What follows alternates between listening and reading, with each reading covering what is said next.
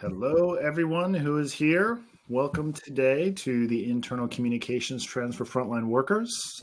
We're just a little bit early to get started, so we're going to give it a few minutes to let people trickle in, and then we'll get started.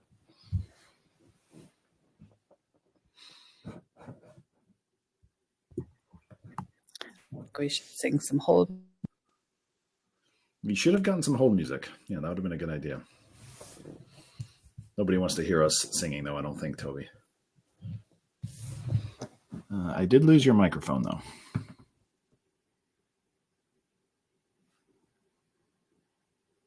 No? And now. Ah, here we go. Well, it wouldn't be a live webinar without a little bit of technical difficulties. That's right. Got that out of the way. Let's hope so. Knock on wood. All right. For people who are just joining, thank you. We're going to get started in just a couple of minutes here. We've got a 45-minute packed agenda. But as you're logging in, please feel free to look at the chat and say hi and let us know where you're calling in from. Hey, Beth. Hey, Beth. Familiar face. It is.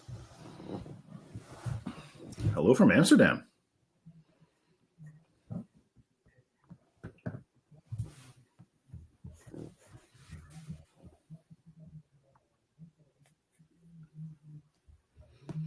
Yeah, wonderful.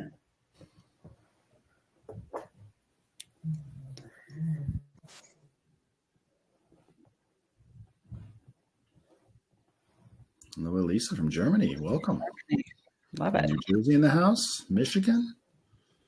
Russia. Stockholm. Sweden. Lovely. Global representation. We got Canada. And Winnipeg, all right. Amazing. Freezing in Louisiana. I've heard that. Let's see if Michael from Winnipeg has anything to say about that.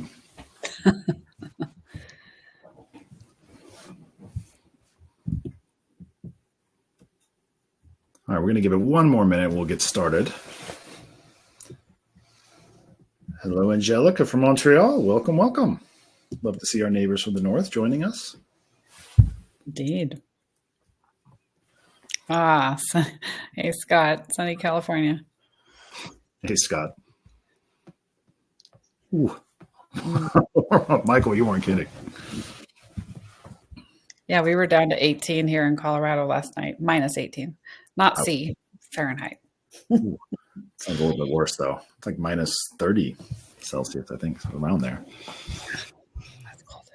That is cold. All right. Well, it's 2:02. Should we get the show on the road? Let's do it. All right. Well, everybody, thank you so much for joining today. I am going to kick things off. So welcome to Speakap's webinar for Internal Communications Trends for Frontline Workers in 2024. If you're a part of the Internal Communications Illuminati, cognoscenti, whatever you wish to call it, you've probably seen a lot of these trends to look forward to webinars. What we at Speakap bring to the table is we want to share our unique perspective for the frontline workers because that is the audience that we primarily serve. We're going to jump into the webinar in a moment. Before we do, just a couple of housekeeping things. For those of you who are already on the chat, thank you for participating. Please feel free to chat with one another to send questions. On the lower right of your screen, you're going to see a little tab that says questions. We're going to save time at the end of today's session for a Q&A. So please use that questions tab to submit your questions. Believe me, we're going to try to get to everybody. If we don't have time today, then we'll get in touch and we can chat about it separately. And our lovely moderators from the Speakap team are also going to be utilizing polls from time to time. So as you're hearing Toby and I chat, please take a minute to respond to the polls. We would absolutely love to see that. In terms of other housekeeping, so we really wanted to keep this conversational between Toby and myself. So don't feel like you need to write down everything we are going to be saying today. We're going to be sharing a recording for the webinar. So if you're watching live, you're going to get an email with that. And if you're watching this recording, you've already gotten it. So I'm speaking to you from the past. So thanks again for staying with us. All right, so before I jump into this, why don't we do some rounds of introductions? Toby, say hello to the audience, please. Yes, hello everyone. Tobi Anderson, Head of Customer Experience for Speakap. I have the pleasure of working very closely with our customers. We help with onboarding. So how do we learn from what everybody else has done before. What's working for other customers? How do we get an employee experience platform up and running? And so I have the pleasure of working with people in internal comms that are maybe in a comms team. Maybe they're in marketing. They do external and internal comms. Often HR folks are responsible for communicating, and IT as well. So those are sort of our core personas that I work with directly. So it's a lot of fun, and I get to see what's the key from a frontline worker perspective. I've been in the comm space and in the technology space for a lot of years, more than I'd like to admit, maybe. But really, it's that beautiful synergy of technology and connecting people, and how do we solve business problems? And so how that's done across different industries, different sizes, and in particular, solve that nut of not just communicate with our connected workers who already have email and so forth, but also get to the folks who are doing the work in our warehouses and in our construction spaces, in hospitality and retail. So I love it. I am excited to work with those customers to not just create and launch these platforms, but then to grow the value. They tackle new use cases as time goes on. So I get to go along for the ride. So today, that's what I will be doing, is sharing some of those stories that I've heard along the way. That's great. Thank you, Tobi. And everyone else has shared where they're dialing in from. Where are you calling in us today, Tobi? I'm in sunny Steamboat Springs, Colorado. We're at about negative 11 degrees here. I was meant to be in Denver, but got snowed in. Roads closed. So it was good skiing this weekend. So I'm glad to hear that. Nice. Well, good. So quick introduction for myself. So my name is Daren Jennings. I am the Chief Commercial Officer and MD here at Speakap. So my primary job is to help the growth of the organization. Now, for those of you who are familiar with Speakap, we are an employee experience platform specifically geared to the frontline worker whose primary access to the internet, let alone internal communications, is often via their mobile device. And we have a really elegant solution for that, in my highly biased opinion. That was the last of my shameless plugs. I assure the audience today. But I think it's a really important point that you brought up, Tobi, that we work in this sector because we feel impassioned about why it is that we do what we do. I mean, we talk about this a lot in a joking way. We're not out here saving lives, but the reality is we are improving lives. And for the people that we engage, those of you who work in internal communications or HR, you're turning those moments where an employee can feel disheartened, feel disengaged, and turn those into a positive. That actually does have an impact on not only their professional lives, but on their work lives as well. So I'm glad to be in this industry. I feel very strongly that what we do matters. And I'm very happy to be sharing with you today some of the trends for how we continue that positive momentum. So let's talk a little bit about some of the agenda today. So the first thing we want to talk about are the trends that are shaping 2024. We've limited these to 3, but we've got a lot of subcategories underneath because lists of 3 are easy to do. We're going to pass it over to Tobi, and Tobi's going to talk a little bit about some of the best practices in terms of what works and what doesn't.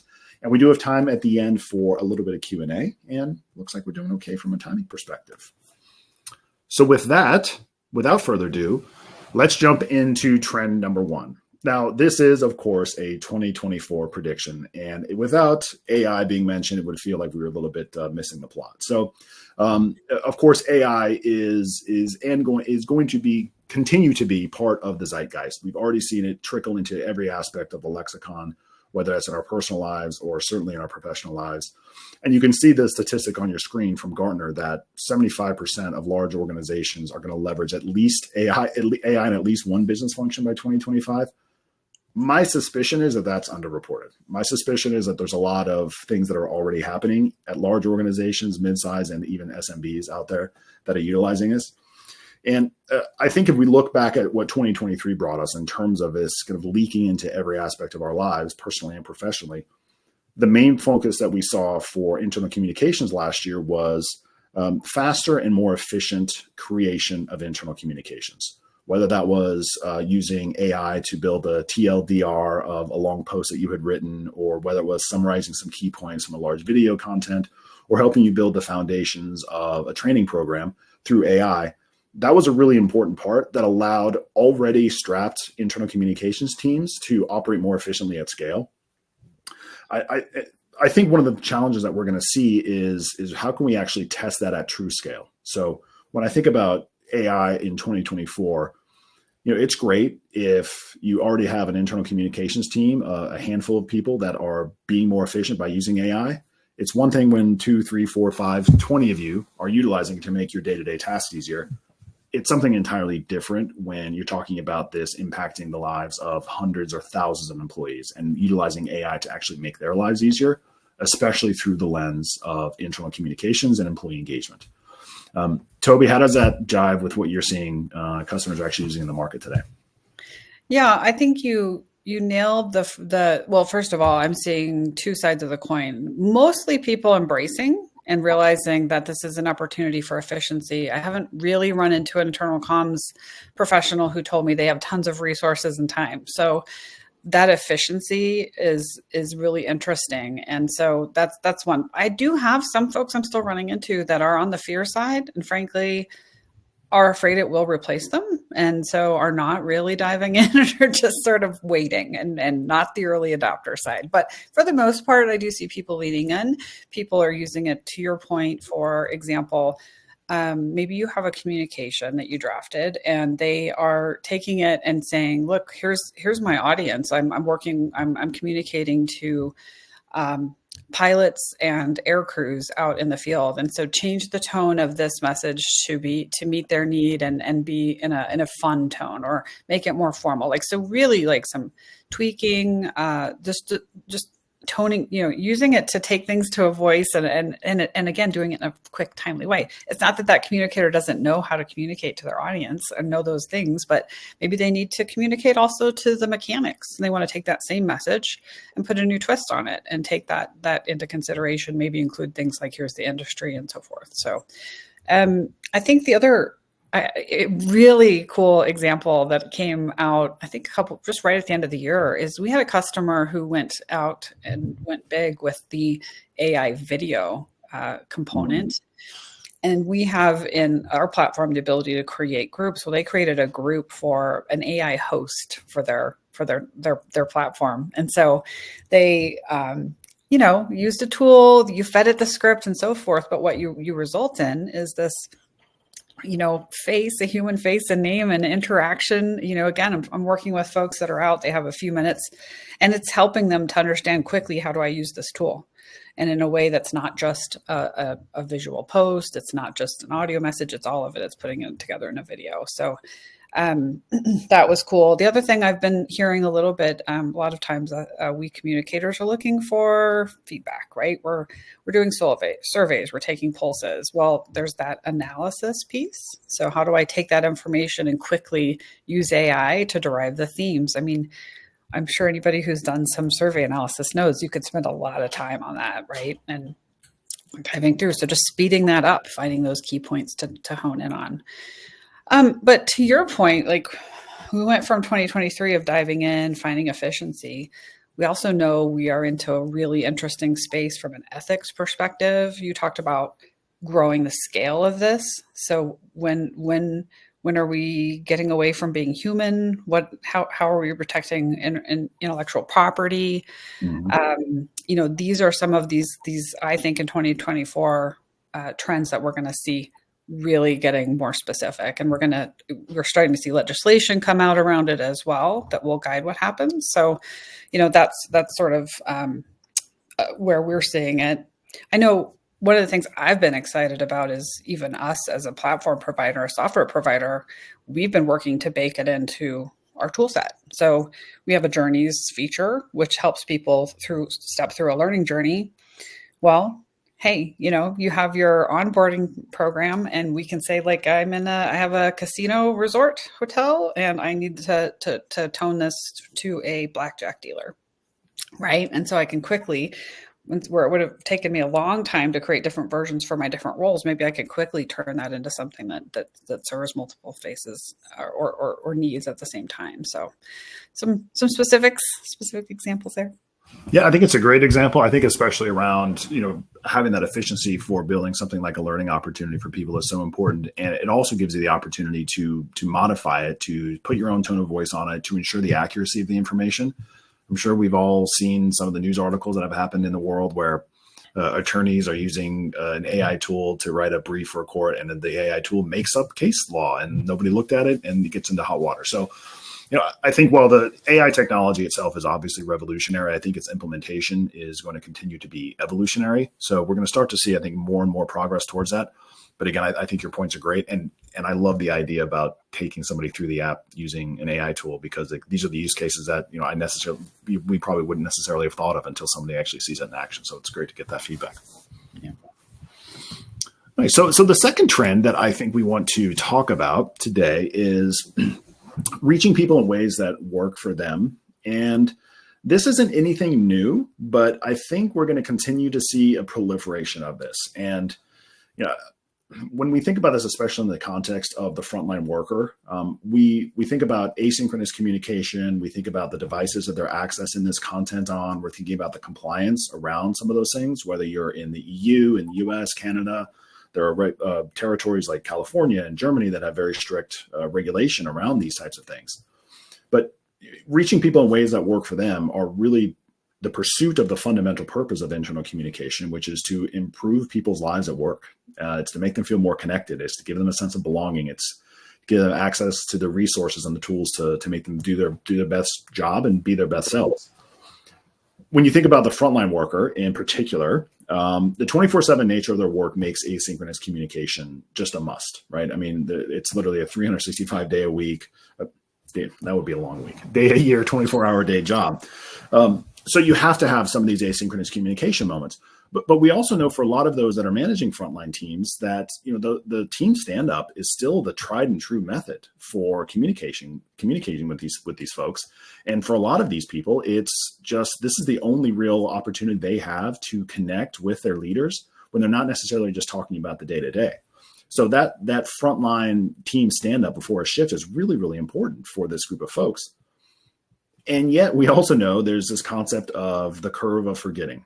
We talk about this a lot at Speakap, and this is pretty tried and true academic research out there that really just talks about how quickly we as human beings lose information when we first hear it. You can maybe give a thumbs up on the webinar if you're familiar with this. But the curve of forgetting essentially says if you tell somebody one thing, within a day of telling them that, they'd lost 80% of that information. They're lucky to retain 20% of that within 24 hours. After a month, they've forgotten almost all of it. Something like 98% of that information has been lost. So this presents a dilemma for a lot of internal communicators where, okay, we know we have to engage folks in person. We know this is the primary way that we often do that. Well, how can we actually leverage the asynchronous technology to have a better outcome? And these are some of the results that we're seeing. So using things like content to support information that has been brought up in even just a small group team, or even something very big that might be a message from the leader of the business, or something that's a lot of change management or uncomfortable. They can utilize, that Journeys feature is a great example, Tobi. It keeps coming up, but Journeys allows leaders to send out step-by-step, small digestible chunks of information to reinforce what they've heard in person in their stand-up, and allow for an opportunity for them to retain that information, to understand the implications for change management. But you can start to smooth out that curve of forgetting a little bit so you don't have this massive drop-off, especially for those important things. So that was kind of my little spiel. So Tobi, what do you think? I mean, what are you hearing in the market? How are people actually addressing this issue? Yeah, you gave me so many little nuggets that I want to kind of hit on. So starting with where you landed there at the end. So I have a customer who is doing these live town halls, right? So they can broadcast an event. And this is such an interesting example of where I think we forget sometimes that this content we have could be repurposed, reused, reinforced in many ways. So they do something really cool. They have that live event.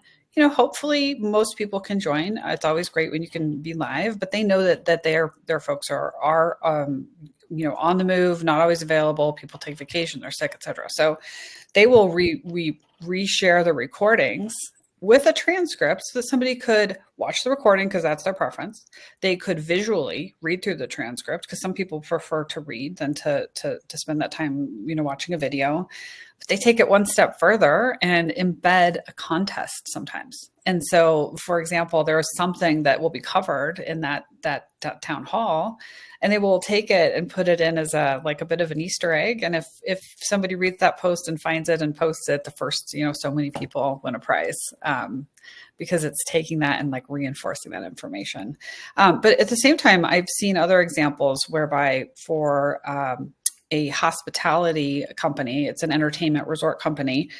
They are taking it to a level where they're also enabling their diversity inclusion efforts. And in these groups that they have put together, which are largely employee-led and frontline employee-led, they've enabled them to take the information and the goals and come up with their own programming and then share it again in multiple channels, right? So live, in person, but I've seen one where we have the different groups within their app so that people can participate, but they can also share out for awareness what's going on within the groups. And they had employees themselves like tell a story on a video, right out in a park, for example. So really taking that information from the field and bringing it in and letting people be exposed to it in different times and places. You had mentioned toward the beginning that stand up, or huddles, depends on the industry. There's different names, but it is, we know manager to employee communication is critical and huge, right? So getting communication to those managers is key. Getting those managers to distribute the information is key. We have a logistics company that they found that by putting the app in place, they did a pilot of it, and they continued their stand-ups, but they measured and they noticed after a bit of time that the time to meet was less because people were already getting the information in the app. So not only was the time less, if you think about it, then a lot of times they could take the in-person time and make that even more meaningful. And because the core level information is shared, now they can ask deeper questions and get further with it. So those are a couple of examples that I thought of as you were talking about what's going on in the industry. The other one I wanted to share is, we have a large construction company who is it's so cool because it's led by the organization. So you've got a central communications team who's rolling this out, but they are 100% aiming on field-based communications. So what they're doing is not only letting people share in the time they want, when they want, they are enabling different businesses because their businesses are in different locations. They have different job sites, different customers, so they have different needs. And so they're letting them drive what they focus on with their internal comms, and in particular using the platform and the employee experience app. So they have a group in Phoenix who has several different job sites, and one of them requires a daily schedule that changes all the time. It's just a regular need. So that group is using it to share that daily schedule. Is the app optional? Sure. But they have literally seen that it's changed how their business is working from that perspective because it's making work better. It's what you said from the beginning. How do we take these tools and this information and just make the experience better for everyone? But at the same time, different parts of that location don't have a daily need. So they're focused on, for example, daily safety topics. But then they have a whole different part of the country working, and they are focusing on other needs and focus areas altogether. So that field-based communication coming from the field is really cool. And again, they know their needs. They know that they have different shifts, different times, different weather, different, all those little uniquenesses that make it so that you don't have one size fits all for everybody. Yeah, those are great examples. I'm going to follow with a couple of them because you piqued my interest. So the first was talking about the logistics company that was able to shorten the amount of meetings. I mean, obviously in that industry, it means more productive time, instead of meeting time. Not that that's not important, but I think it's also an interesting trend as we've seen from a lot of the data over the last couple of years with respect to different frontline industries, that frontline workers themselves are very ambitious and they want to advance their career within the organization. And oftentimes they just don't know about the opportunities that might exist for them. So I'm curious from your perspective, have you heard that this approach of having asynchronous communication, does it give people more space for those types of discussions with their leaders about, hey, these are the things that are important to me in my career, or these are the things that I'm worried about, or here's some of the challenges that I'm facing? Have you heard anything like that? I'm curious from your perspective. Yeah, I've seen that in a couple of different ways. I think one is, so that's really more on the development side. And so one of the main themes I've seen is from an awareness perspective.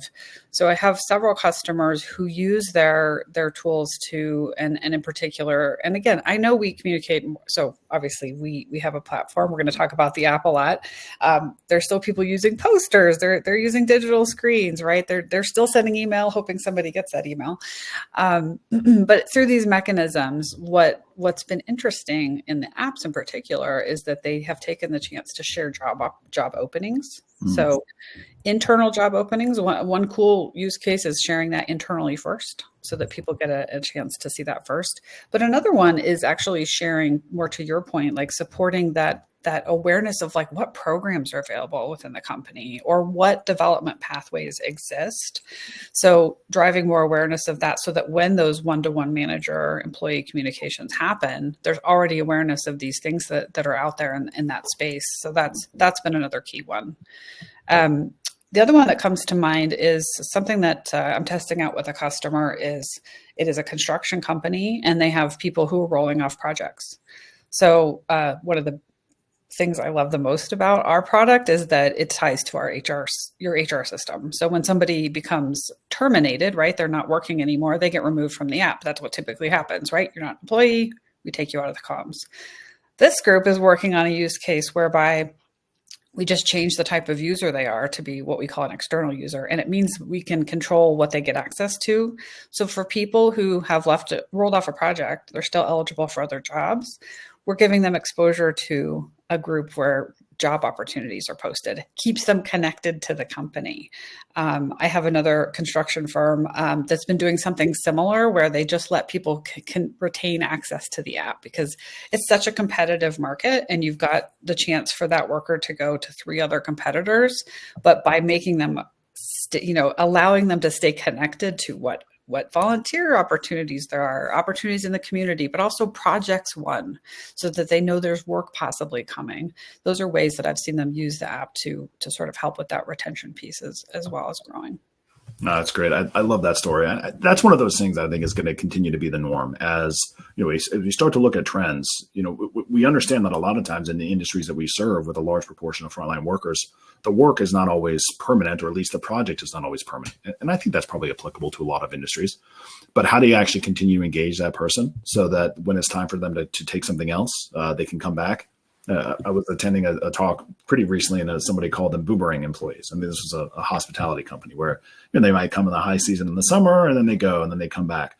But if you have a mechanism of doing that, you talk about return on investment. My goodness, I mean, you're cutting down your recruitment costs tremendously. It's great. What a cool use case. Oh yeah, you invest all that into training as well, by the way, all that development and that you put into an employee, and then it walks out the door, right? So if you can do what you can to bring them back, understand what you need, and use your communication mechanism to keep them engaged, I think that's a big win.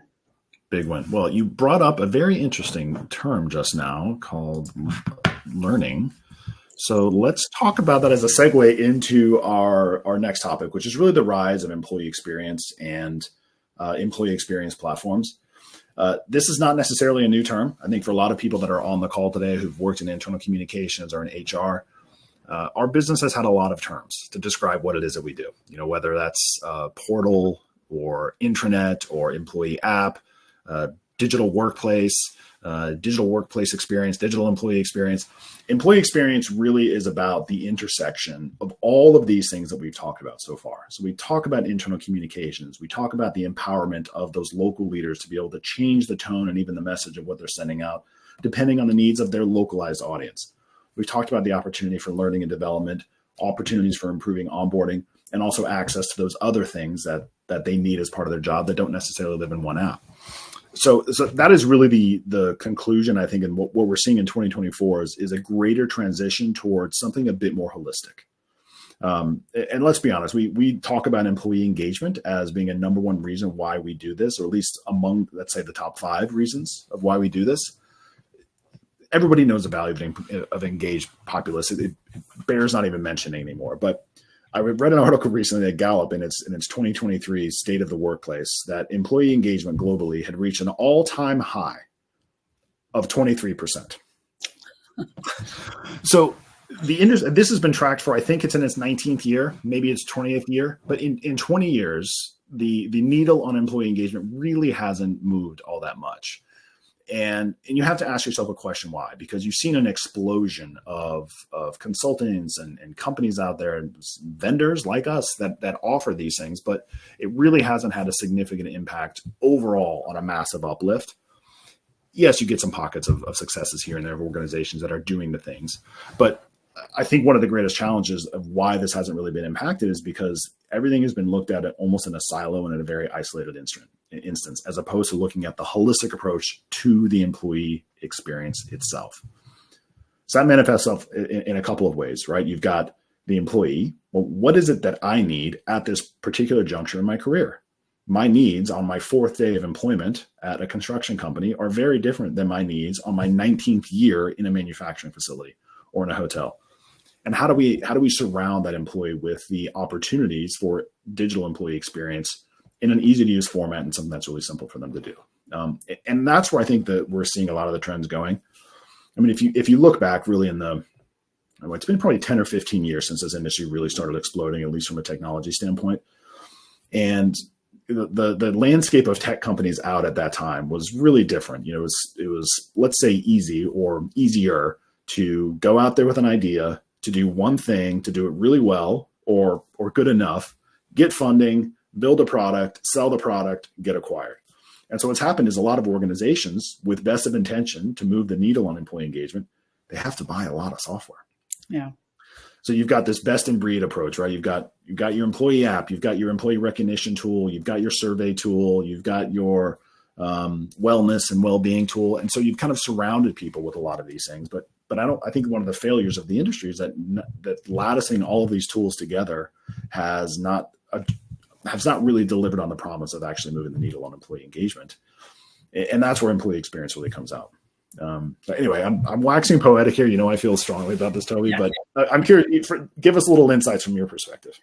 No, same. I'm also super passionate about this. I studied employee engagement back when I was getting my master's degree, and it's not, it's interesting because it's not just engaged employees, as we know, it's also who's disengaged. And I think this is why we can work towards the engagement, but then the disengaged can actually be a bit like an infection. And what's been super interesting in the last year, I don't know how many times I've had conversations with customers about the fear of what might people say in these public places. And I get it. And there are real, labor concerns and, there's a lot of reasons for the risk averseness, but I always say, like, what a silver lining to see the people who are willing to say these things next to their name and understand who is having issues and it gives you a chance to address it and figure out what's going on, which can help impact your engagement overall too. So, so what am I seeing? Well, I think, like you said, there is this move towards not only at the same time that employee engagement's been key and thinking about the employee experience, we went through a period when COVID happened where we needed to digitize a lot of things, especially in our target industries where we were working with frontline workers and people became disconnected and we had to use technology to solve problems. But now we're getting into the stage, more and more hybrid working, more and more, different models of operating. And quickly we're seeing that we need to be efficient and maybe reduce our tools. But not only that, look at how to make the experience better for those employees. So I have one customer who is working with us on a very deep integration. Daren, you mentioned a bunch of types of integrations, but the top one a lot of companies need to get their frontline people access to is the basics, my payroll, my pay stub, my basic information so that my W-2 is correct. Those core HRIS type functionalities are where a lot of them are focused. So in one case, I'm working with a customer on a deep integration there where we are surfacing within the app their schedule, their work schedule. And then, even taking it to the next level of being able to bid for an open shift or swap shifts with people. So taking that ability to not just communicate to and with somebody, but also make it so they can, hey, I've got to go and check my schedule. Well, that's that extra 45 seconds they might spend now learning about a new program that's available. So, getting better uptake on your wellness program investments at the same time that they're getting to their pay stub. So that's one example where it's getting really deep. And that's that takes time and some investment from all sides to make sure that's working properly, et cetera. The next level would be many of my customers have gone the very light integration approach where they just make sure that it's a comms app, but I'm here. So why don't I at least make it really quick and easy to link out to my HR, my recognition tool, my learning tool, learning management, and things like that. So big one too is company store.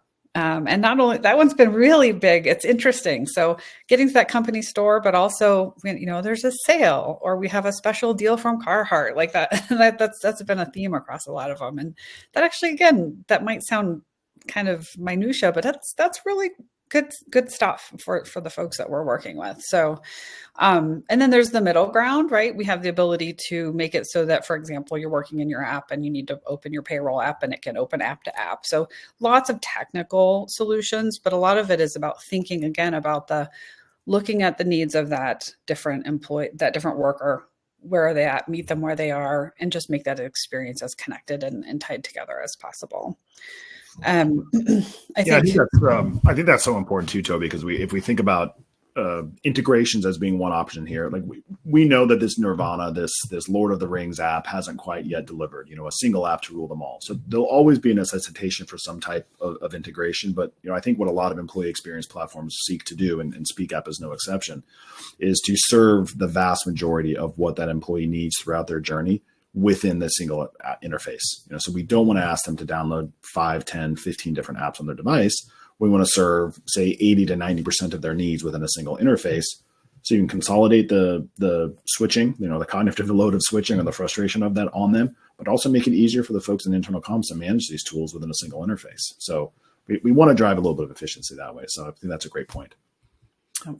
Was there another time? I know I kind of cut you off, but I am mindful of the time here. No, I know we're running out of time. I'll bake it into the best practice, but the point I want to talk about is a little bit about recognition. So, but let's take that into the best practice piece. All right, lovely. Sounds good. Okay, perfect. So, let's talk best practices. So, number 1. Indeed. So, right, like I really want to make sure anybody watching this, participating, and thank you for those who join now or are watching the recording.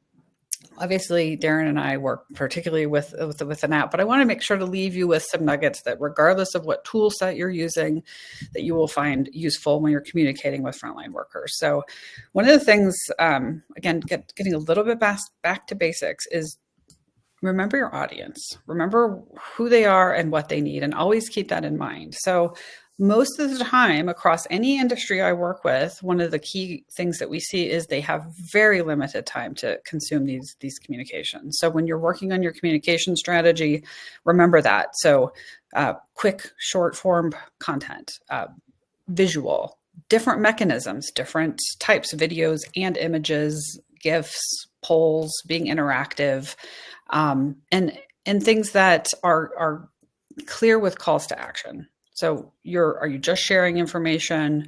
Are you looking for feedback?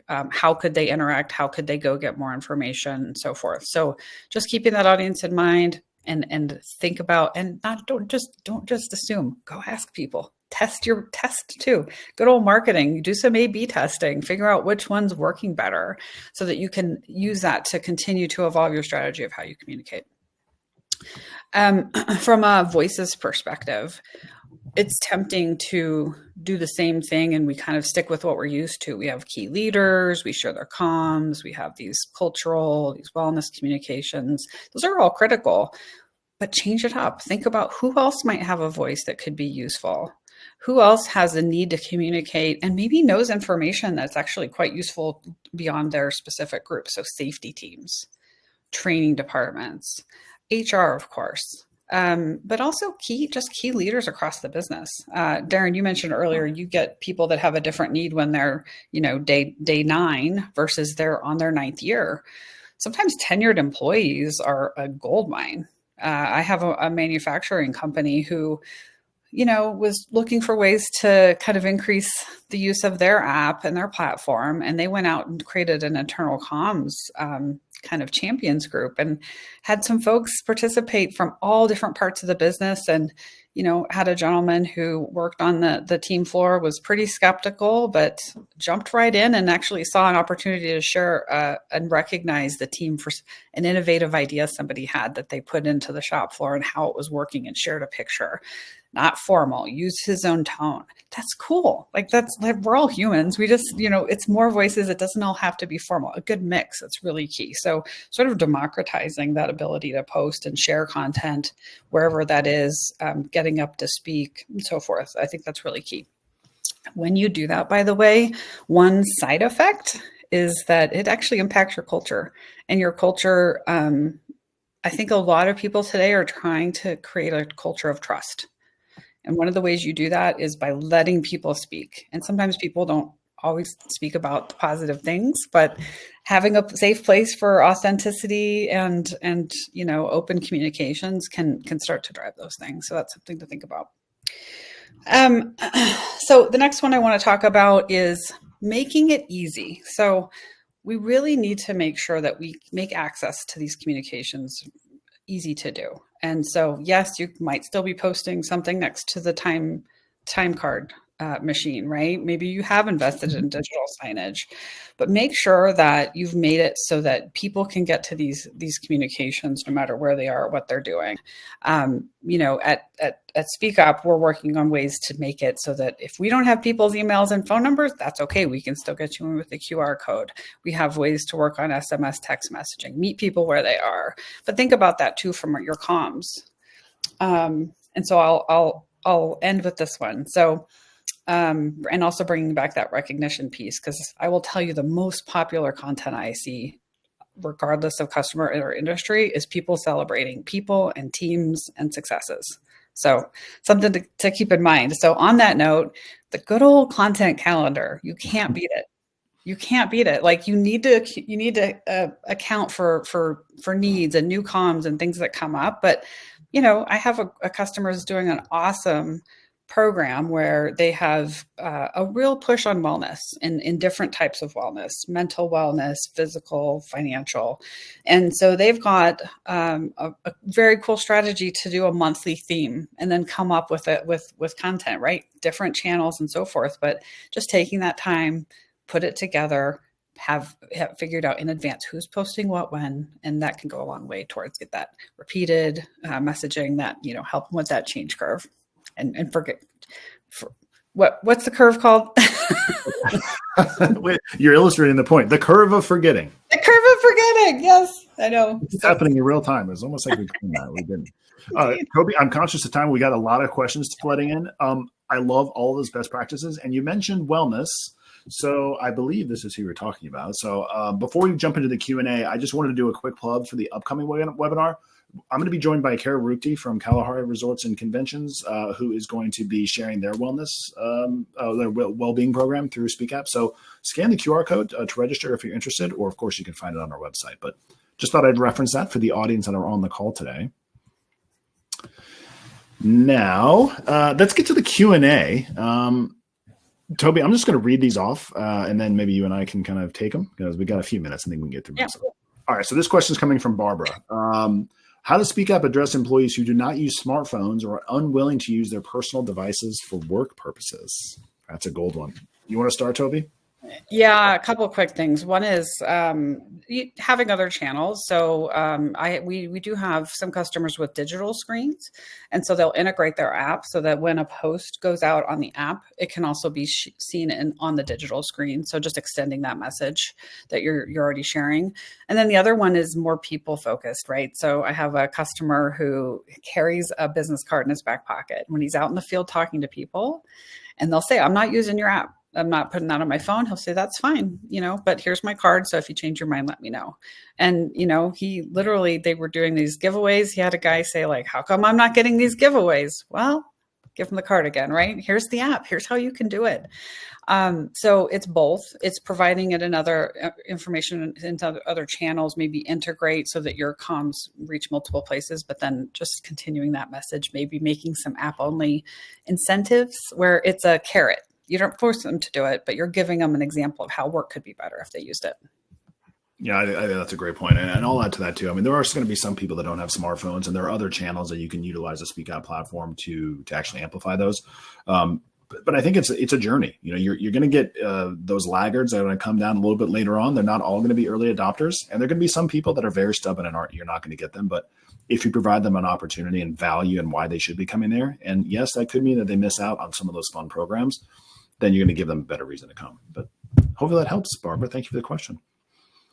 All right, Philip. Okay, how can employee experience platforms address workforce engagement challenges? Yeah, all sorts of ways. Boy, you could do an ideas campaign. So I always say, there's no like formula. There's no just if it works at company A, that it'll work at company B. But with that said, never hurts to hear from what your employees care about. So what is it that would make them interested in participating? What are their issues? Making it in a space that it's a safe space to share those things so that they can be addressed. I know a lot of companies that do employee engagement surveys. What are you doing with the information you collect? How are you sharing the communication back about maybe you got suggestions and maybe you chose not to do it? Are you telling people that and telling them why? So those are just some specific ways that it can absolutely make a difference. And that's back to I already mentioned it. Celebrating success, recognizing each other. It makes people feel part of something. And those are some quick ideas. Yeah, I think those are great. And at times perfectly because we're about out of time. We do have a handful of other questions we didn't get a chance to get to.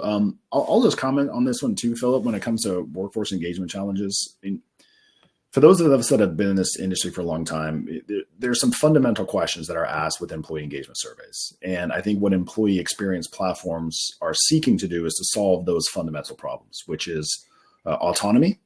Employees seek greater autonomy in their work life. Greater flexibility. That's a big one. We've seen that certainly amplify since the pandemic, and a sense of belonging. Now, how you actually achieve those from a tactical level are very, very different, especially in the context of a frontline worker. Greater autonomy is not always something that's super easy to do. If you're building jet engines on a manufacturing plant, you can't just do it the way you want to do it. But autonomy means a little bit something different. It could be autonomy to pursue other passions, autonomy to be part of a group that I haven't known about, autonomy to seek another opportunity within my organization. Flexibility around the option that Tobi talked about, even just flexibility with your shift scheduling, flexibility to engage with your colleagues in a way that makes sense for you. And of course, a sense of belonging is those opportunities that are outside of your day-to-day tasks. What does my company stand for? Do my values align with them? Do I even know what they are? So I think all of those things can have an impact on employee engagement through the platform.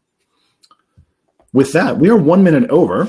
I would like to personally thank you, Tobi, for your time and insights today. You have forgotten more about this business than I'll ever learn, so I appreciate you sharing that with the group. Of course. Thanks, Daren. Thank you. And I will say thank you to all of our attendees. Thank you for hanging out with us. Again, if you suck it out through us to the end, we really appreciate your time and your questions and engagement today. We will be sending a follow-up email to everyone with a link for today's recording. Thank you for joining us. We really appreciate your time. Enjoy the rest of your days. Always good chatting, Daren. Take care. You too, Tobi. See you later. Bye now. Bye.